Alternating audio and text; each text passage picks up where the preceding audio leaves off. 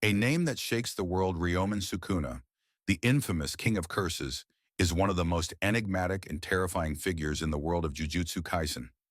His legend has been spoken of for over 1,000 years, his power unmatched and his influence reaching beyond the grave. A being of unrelenting savagery, absolute dominance, and cold calculation, Sukuna is far more than a mere curse. He is the very embodiment of fear itself. But what makes Sukuna such a compelling force? What lies beneath the layers of his cruelty? This analysis will take a deep dive into the story, philosophy, and battles of the King of Curses, exploring the enigma that is Ryomen Sukuna. Origins: the myth and the reality. Ryomen Sukuna was originally a human sorcerer who lived over 1,000 years ago during the golden age of Jujutsu sorcery. While modern curses are often born from human fears and emotions, Sukuna was different. He was a sorcerer feared even in life, a being so powerful that even the most elite Jujutsu sorcerers of his time could not contain or defeat him. Rather than being exorcised, his body was so overwhelmingly strong that it resisted destruction, leading to the formation of his 20 indestructible fingers, each containing a fragment of his immense cursed energy. The historical accounts of Sukuna paint him as a demonic figure, an unstoppable force who cut down all who stood before him. He was not merely a warrior, he was a being who enjoyed battle, destruction, and domination. While some stories portray him as an inhuman monster, others suggest that he was once a man who simply ascended beyond mortality, his overwhelming strength turning him into something closer to a natural disaster than a person. The resurrection. The awakening of the king, Sukuna, remained dormant for centuries, his fingers scattered across the world, becoming objects of immense cursed energy. It was not until Yuji Itadori, a seemingly ordinary high school student with an extraordinary physique, consumed one of Sukuna's fingers that the King of Curses was reawakened. Unlike most vessels, Yuji was able to contain Sukuna's overwhelming power without immediate destruction, setting the stage for a unique dynamic between the two. From the moment of his rebirth, Sukuna made his nature clear. He was arrogant, bloodthirsty, and completely indifferent to human life.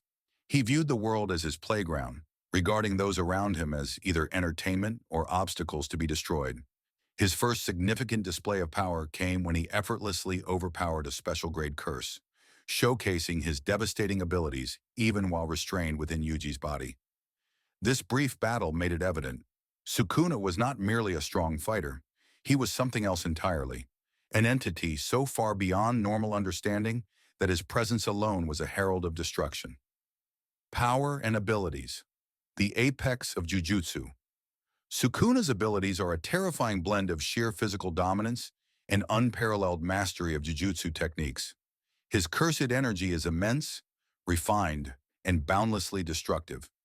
Some of his most terrifying abilities include Dismantle and Cleave, Sukuna's signature slashing techniques. These abilities can cut through nearly anything. Cleave adjusts its potency to the opponent's durability, while Dismantle is a more general slashing attack. Domain Expansion, Malevolent Shrine. Unlike standard domains, Malevolent Shrine does not create a barrier, making it impossible to counter with domain expansion techniques. Within its radius, everything is subjected to Sukuna's endless slashes, making it one of the most potent abilities in the series. Reverse Curse Technique. Sukuna has displayed the rare ability to heal others using reversed cursed energy, showcasing his complete mastery over cursed techniques. Fire-based techniques.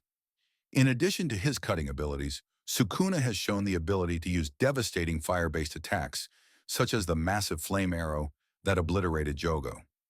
His combat prowess is not just about power, but also intelligence. Sukuna is a highly analytical fighter, constantly adapting and predicting his opponent's movements.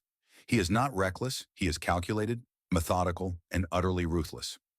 Sukuna versus Jogo. The disparity of power. One of the most defining moments in Sukuna's return was his battle against Jogo, one of the strongest special-grade curses. Jogo, who had proven himself capable of overpowering high-level sorcerers, was completely outclassed. Sukuna's sheer strength, speed, and technique made the fight one-sided. Even while holding back, Sukuna obliterated Jogo, mocking his arrogance and demonstrating the vast gulf between them. This battle was significant because it established Sukuna as something far beyond even the strongest of curses.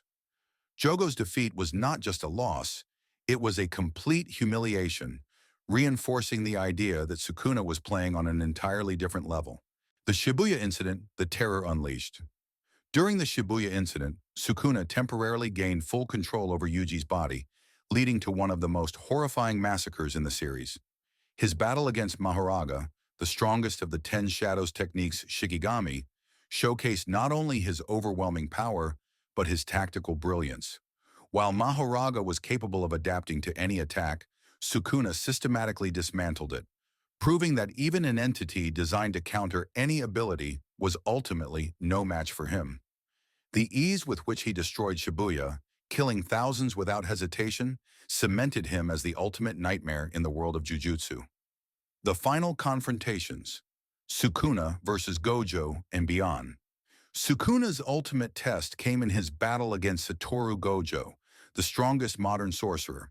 This fight was the pinnacle of Jujutsu combat, a clash of titanic forces that pushed both to their absolute limits. Sukuna's strategic mind was on full display as he continuously adapted to Gojo's abilities, ultimately finding a way to overcome the seemingly invincible limitless technique. Even after Gojo's fall, Sukuna's battles continued, proving time and again that he was a force of nature beyond human comprehension. His encounters with the likes of Kashimo and others only reinforced the idea that Sukuna was the absolute peak of Jujutsu mastery. The philosophy of Sukuna. What drives the King of Curses? Unlike other villains in Jujutsu Kaisen, Sukuna does not seek revenge, justice, or even dominance in the traditional sense. He is not a man driven by some tragic past or ideological conviction. He simply exists to do as he pleases. His power is absolute, and his actions are dictated by nothing more than his own desires. This makes him one of the most terrifying antagonists in fiction.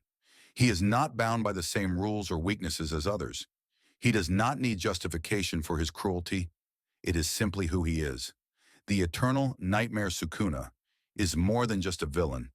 He is an embodiment of power without restraint, a force that exists beyond morality.